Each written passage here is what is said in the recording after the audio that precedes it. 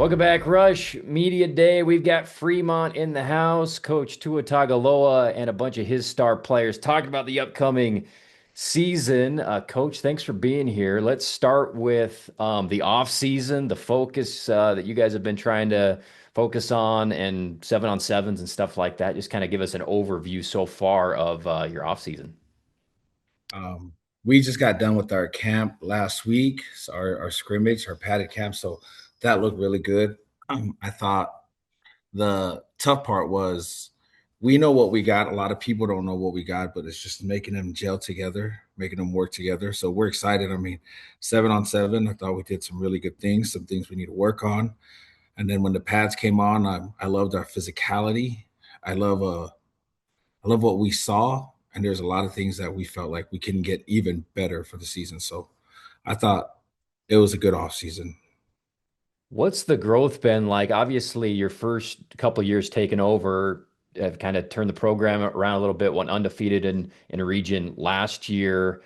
Can you kind of describe the progress since you've taken over and what you're hoping to see in this next year, Coach? We're just hoping to continue to set the standards high for Fremont and what we had. I mean, we're fortunate to have a lot of the kids that we do have, especially in our area and our community. I mean, these kids work hard. So the growth that we're seeing is more developmental. I mean, that's thanks to the coaching staff that we got. So a lot of the kids we got that people are going to see, especially next year, is a lot of them are going to surprise them, but it doesn't surprise us because we've seen them day in, day out on practice. We do a really good job at placing a lot of kids in varsity time last year. Like for example, O line, we have five that play, but we do our best to create a 7-man rotation. Everybody can stay fresh, but it also engages more and it develops, especially the future of what we have for years to come. Okay, excellent. This is a media day question that sometimes is hard to answer, Coach, but how many returning starters would you say you've got on offense and then on defense? Defense, I would say like true starters, four. Yeah, we got about four returning starters. We got Buggy, Jack, Ison, Kendon. RJ played a lot. Um, So true starters four, and on offense, honestly, just two true starters on offense. Calvin, he played a lot, but as far as true starters, it'd be our two O line guys, Coop and Ryan. So we're definitely from outside looking in. We look inexperienced in that aspect, but that's I mean every year we're always going to find something to pick apart, right? Sure, We're sure. very confident and we're happy with what product we have that we're going to put on the field for the kids. I mean, like Calvin got a lot of like valuable reps last year. Same with a lot of our other defensive players and our young D O linemen as well that got in a lot last year. So true starters 4 and 2. Okay, excellent. And then just kind of tell me a little bit about your offensive philosophy, Coach, as the play caller, and if you anticipate that adapting at all going into this year with this group. So this year is going to be actually a little different. So Coach Moa, with his sons going to Michigan, he's not going to have the same role as he did last year. So I actually moved to the defensive side and Coach Brent Blanche, he's been that guy is literally Fremont himself. He's going to start calling the offense. So his style is a little different than mine, but at the same token, we just arrive at the same destination. He just has a different way of doing it. Okay, awesome. Let's start going through some of these players, Coach. Let's start with Jack on the defensive side. Just tell me a little bit about what separates him as a player and what you're expecting from him this year for Fremont. Well, Jack Masters, he's top three D lineman in his class. Uh, Last time we checked, he was number two. But the thing that it doesn't tell, I mean, it's I can easily go on like D line. We're in the state of Utah, we're pretty stacked when it comes to that, right? The thing that's unique about Jack, though, compared to all the other ones, is Jack can actually play inside and outside as well. I think in the next level, he can either play edge in a four man front, in a 3-man front. He can be a 4-eye. He can also be a 3-eye. The one thing is anybody that gets Jack Masters, he is a one-on-one problem. So I would say if there was going to be 10 plays, Jack will probably win 70 to 80% of those. And what I mean by win is he going to make 70 to 80% of those plays? Probably not, because they're probably going to run away from him or they're going to have to game plan for him and all this stuff. But he is a guy that we know will win one-on-ones. So if he's one-on-one, we don't have to worry about anything else. So that's what I mean by like he's stout too. Like that's a thing a lot of people don't see as scouts. Like he is right now about 225, 230 in high school. That's equivalent to college being 250 and NFL being 265, right? So by no means is he a small guy. So he's a strong, explosive, very technical with what he does. And then when he needs to get down and dirty, my man, he's not afraid to do that either. Excellent. Okay, let's go to you, Jack. Tell me about what you're most excited about for this year, and then tell me just about the defensive front. Not only you, but some of the other guys you think will be making plays for you this season. Yes, sir. So I'm super excited to be playing in this for Coach Nate this year and the new defensive energy that he brings. And honestly, this defensive front is going to be great. Ryan Collins going to be playing a lot of defense this year, and then the two other D linemen or one other D lineman or whatever the rotation we have is really great. And then the backers, they're amazing. They're all they'll get lots of playing time, and they all are bringing energy. So I think the front and the defense in general is going to have like we should be probably the best in the defense in the region. So Awesome. That's great. Okay, I'm going to have you tell us about Isa at linebacker. What's he like as a teammate? Maybe something that you admire about his game as a football player. I admire how vocal he is and how much energy he brings when someone makes a play. Like last year in the Davis game, you make a play and he's right there. He's hyping you up. He's hitting you and gets the whole team going. And that's what I admire about him. Okay, Isa. Awesome. Thank you, Jack. We'll be back to you, buddy. Same question. Just tell me about what you've been focusing on, what aspect of your game that you've been focusing on this off season heading into this year, and just kind of your overall excitement to play with these guys. Yeah, this year I'm really excited. Play with my defense, with my linebacker core. We've been working a lot in the offseason. And our linebacker core, I would say, well, we're ready. And being the linebackers, you have to set the tone. And I think we're all ready for that. And I'm really excited because our two mics, they're gonna be really good at dealing with the run.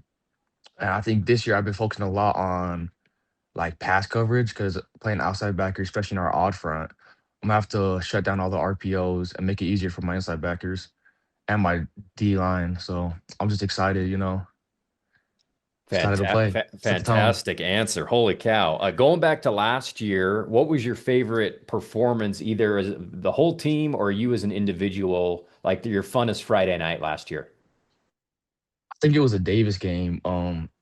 As a team, after halftime, we all like it all clicked and we all trusted each other and making each other's plays, and we was just flowing.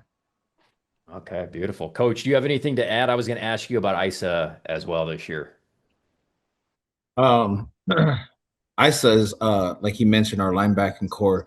That's probably our deepest position group coming back next year. A lot of those guys are varsity players. Um, in our defense this year, we're kind of switching things up. We're a hybrid 3-4-4-2 type of defense. So with that, we're asking, especially in the odd man front, we're asking our outside backers to do a lot. And what Isa brings is Isa brings that intensity, like what Jack was talking about. I think that's a whole linebacking core that's, definitely from their positional coach. But it's we're trying to make offenses more one dimensional. And I believe with the athleticism we have, especially in our front seven, and then we got, Buggy and then crew back there at safety, and we got our DBs, Gabe and good old Brendan. That should be shutting down their game. I think people are going to be surprised how aggressive we are on defense. So that's one thing I was very happy about in our scrimmage is just I had to tell our guys to calm down more than I had to kind of get them going, which is always a great sign. Okay, excellent. Yeah, that makes sense. Let's go. ISO, will you tell us about Landon, please? What type of player he is?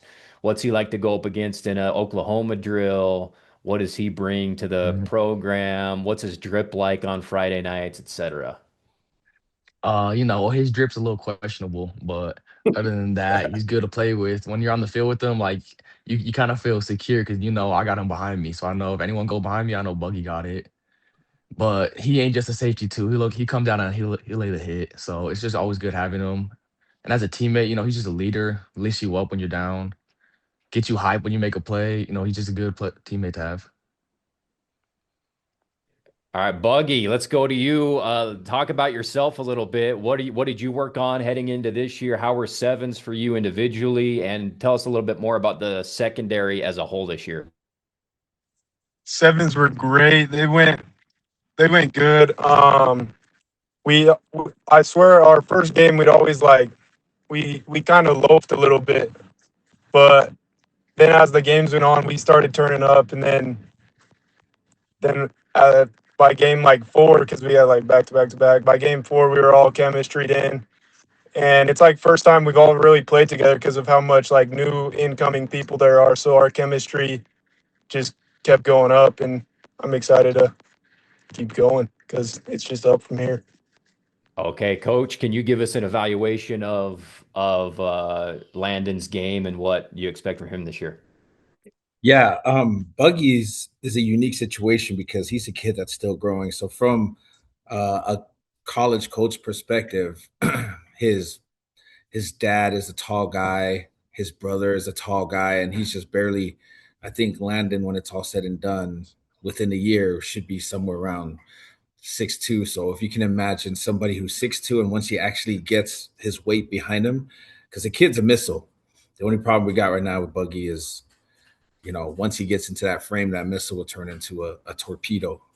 So once he gets that size behind him, but like at 7-on-7, the one thing I wouldn't say worried about, but one thing people thought they could pick on us, it was our secondary because we lost all of our secondary, all four guys all around. So the fact that our secondary was getting a lot of interceptions, like Buggy said, towards like the third game and on was a very great sign. And this with our defense, especially what we're doing, we're putting a lot of stress on Buggy and crew and our safety because they got to do a lot for what we do. So Buggy is a kid ever since he was a sophomore. My man was always playing varsity, not afraid to hit, always there in the right place. I mean, Davis, my man had what, 18 tackles, 19?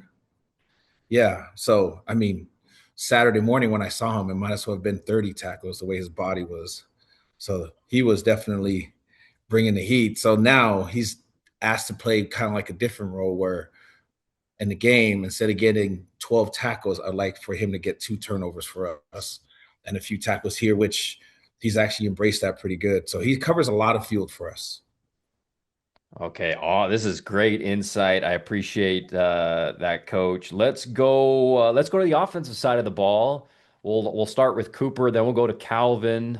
Coach, tell us a little bit about Cooper and kind of the offensive line in general, and then I'll talk to Cooper a little bit. Yeah. Well, Coop over there, well, we call him CT because I swear we got like 9 Coopers on our team. So CT is, but ever since he was a sophomore, has been a starter for us. So going into senior year, we've asked him to play like a bookend for us. So we asked him to play tackle where in the next level, I know he's going to be more of an interior O line, but because of his technique and because of his talent and the skill, we're asking him to have to protect the QB from the other team's most athletic person as well. So once he's another one too that I think once he can harness his high emotion into high energy, like this is a kid where I think his possibilities are endless because he's very technical. I mean, his dad is our O-line coach, so he knows what he's doing. But on top of that, the thing that people don't really know about Coop is because he is a tackle, a lot of people don't understand his ability to pull.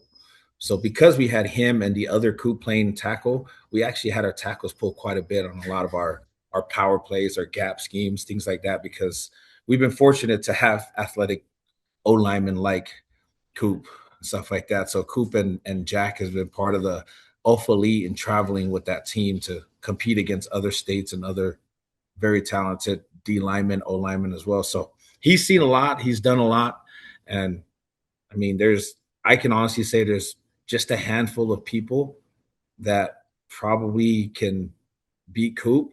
And those handful of people are people that everybody already knows, but we've seen Coop go against them, and he held his own against him as well. So we're excited with that. Like we're moving him from one end of the balls or one end of the side of the line to the other to protect him. I mean, because Fremont, I was in a unique situation where our QB1 and QB2 were both lefties.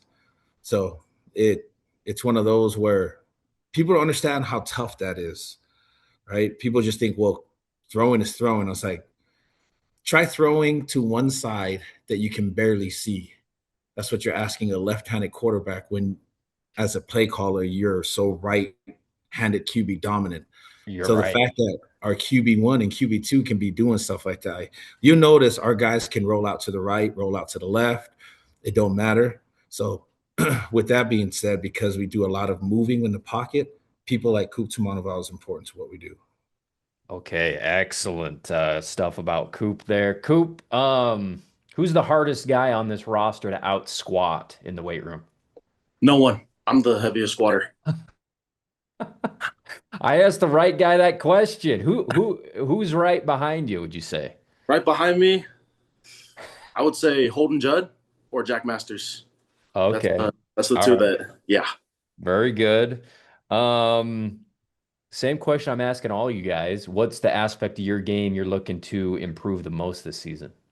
Um, like Coach said, I'm just working to turn that high emotion into high energy. Um, I just uh I know the technique, and I think that if I can just have something click, then I think I'll be even more unstoppable. Because going against all these good guys, Jack, Crew Jones, Wheeler, Wolfgram, I think it just makes me better, and it helps me understand that I can do this. And what is your perspective on Fremont in the trenches in the Oh, context of region, like size wise, physicality wise, how you guys stack up? we're the most dominant, hands down. Left to right, we're all the most dominant players ever. We don't have the height, maybe, but we're all strong dogs. We got heart, and we're just upfront freaks, absolute dogs. And as a leader, probably also in the weight room, Coop, um, who deserves credit for the weight room emphasis with this group, maybe a player or even a coach for committing to the build every offseason? I think it's a combination of me and then Jack. Jack's a big one as well. Our left guard, Lincoln Frost, as well. We all just kind of get them all going, and it's really fun to watch them all lift heavy because we're kind of the ones who set the tone in the weight room. And it's just awesome to see that everyone's taking after our example and trying to as their best to get stronger. Excellent. Great stuff. What's the run game going to look like this year? Give me a couple of names of the running backs and what's that going to look like? I'm excited because our one of our running backs, Ryder Wade, he just got released from the hospital. Or he had an ACL tear really bad, and he's back this or next week, and he's a dog. He's a really hard runner, and I'm just excited to work with him. And our other running back, Kuso, he's a hard runner as well. It's hard to take him down, and he just loves laying the boom on everyone, which is I'm excited to work with. Okay. Ain't done with you yet, Coop. I'm going to ask you another question about your about Calvin. Lead the offense and just give me an evaluation of him, and then I'll ask Coach too. I love Calvin. I love working with him. And as soon as they said they were moving me to right tackle, I took that as an honor. It's I love Calvin. I've been playing with him for 3 years now, and I remember the first time we met. Um, I kind of fought a kid for him because he hit him too late, and just it was an interesting way to meet my second string quarterback. But it was fun, and he's a really good player. And he once he gets down, he has a way of like just snapping right back out of it. And yeah. Okay, excellent testimonial there about your quarterback, coach. I'll go to you before I go to Calvin. What attribute of Calvin's game are you most impressed with, would you say? His ability to do things off script. I think he's definitely got an arm. He's got things like that, but he is a guy that I think people will see this season. He's deceivingly fast. He's deceivingly strong. His ability to, as far as the defense, to just make things simple. You know, when he doesn't get on time with his rhythm, his off script stuff, like in the pocket presence, rolling around, like he becomes more of an RPO threat more than people think. So I wouldn't be surprised if this year he averaged somewhere near 65 to 70 yards rushing, per game, because he's that good. He sees a gap, my man will hit it, and he's faster than what people think he is. Um, he is I joke to some of our coaches because Calvin, it's like he's like the Nolan Ryan right now. We're trying to make him more of like a Greg Maddux, meaning this guy would throw you a slant and he'll still feel the same if he threw you a post. So he's got one hell of an arm. Like this dude will rip your fingers off if he wanted to throw it as fast as he wanted to. So we know his arm strength's there, his arm talent is there. It's just more of he needs to I would probably say there's not much he really needs to do. We saw what he's capable of. He doesn't really get rattled, and he's one of those where I wouldn't be surprised if you saw him as a total offense leading the state. Okay, wow, excellent. All right, Calvin, give me your favorite highlight of from a 7-on-7 from this year, big throw, whatever, who made the catch, kind of paint the picture for us. Um, I had this first and goal play. Our boy Kyron Majors, he's topping the state wide receiver. I threw a little fade ball to him, and he totally mossed the kid, and it was an amazing catch. It was probably the best one this summer. So Okay, excellent. That's exactly what I was looking for. Give me names of a few other receivers who will be making plays and you got good chemistry with. okay, so once again, Kyron Majors, he's a beast. Cy Fonatisatelli, he's going to be making plays.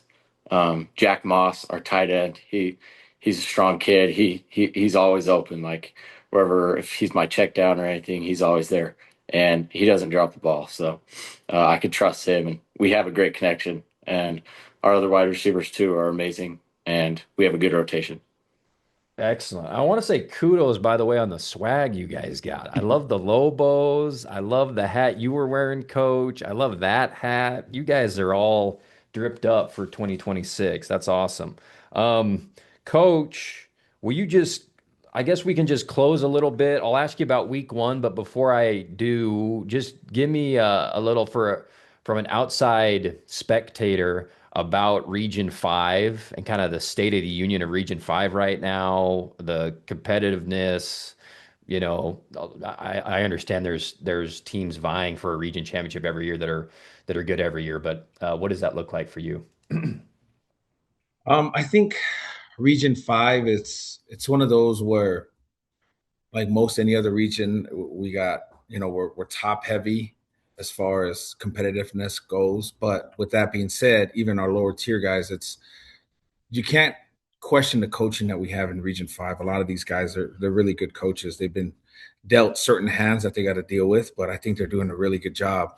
But as far as Region 5 goes, I believe typically in Region 5, the top two teams will make it far in state every year.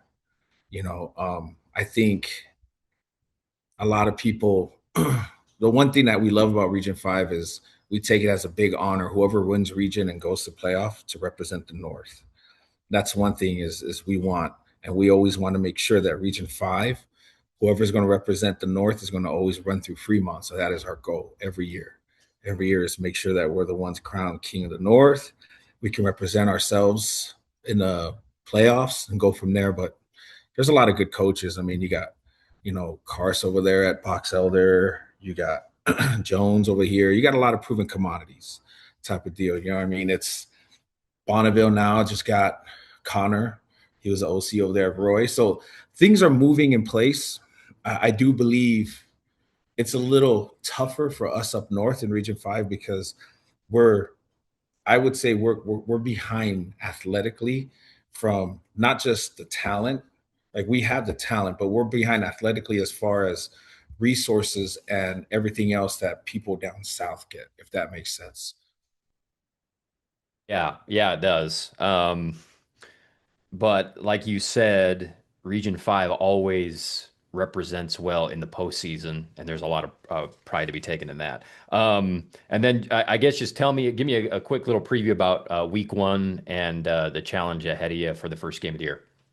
Oh, we're excited for week one. Week one is, I mean, who else opens their season up with rivalry like that? So we got Weber, and I know Mo's going to have their boys ready and going and stuff like that. And but I mean, the thing that's good about our kids is we got a certain intensity, like a certain focus that's intense, meaning like when we're on the field, we go crazy. But before that, it's just another game. Meaning if we play harder for week one than we do in week four, what are we doing? So to us, every game is a rivalry game. We want to take it like that. So when we play Weber, I mean, ain't nothing better than when you win against Weber because a whole year, our kids, when they see them at any fast food restaurant they see around here, they can just, the Kurtz, smile's a little bit bigger, the winks a little bit longer, the finger points a little bit longer. So those are always the good ones. what's is it Kurtz? What's the hangout restaurant you go and talk trash after you beat Weber, guys? What is it nowadays? What is it now? Is wherever we're at. What were you gonna say, Coop? I was gonna say Kurt's, Maverick. Yeah, Those are yeah, the yeah. two biggest ones. Yeah, yeah. Well, All the right, one love around that. here that all the kids go to is literally that's between us two is McDonald's. Oh, of We got a lot of course. McDonald's there, and then there's Rush here. So it's just one of those where, you know, like last year, last 2 years we've won. Let's just say when we see them, our for some reason our Letterman's jacket shines a little bit brighter.